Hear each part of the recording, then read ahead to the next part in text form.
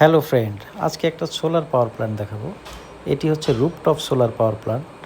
4 তলা একটা ছাদের উপরে ডোম শেডের উপরে আমরা করেছি 1.3 মেগাওয়াটের একটা সোলার প্ল্যান্ট।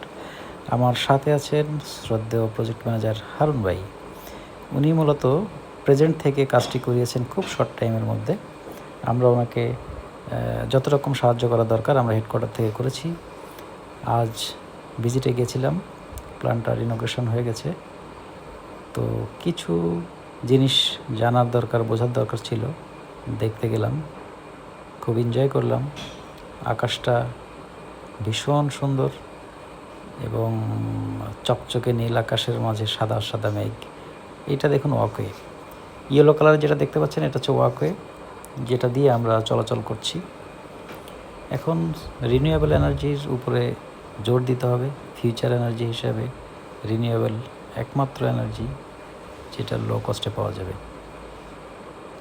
বর্তমান দেশের বিদ্যুৎ ক্রাইসিসে আমরা পাওয়ার নিয়ে কাজ করি। আপনারা যারা পাওয়ার ইউজ করেন তারা অবশ্যই একটু সতর্ক হবেন, কিভাবে অপচয় কমানো যায় সেদিকে নজর রাখবেন। দেখুন, সুন্দর আকাশের নিচে একটা 4 তলা বিল্ডিংয়ের ছাদের উপরে ডোম শেডে কীভাবে আমরা প্রজেক্টটা করেছি। ভালো থাকবেন।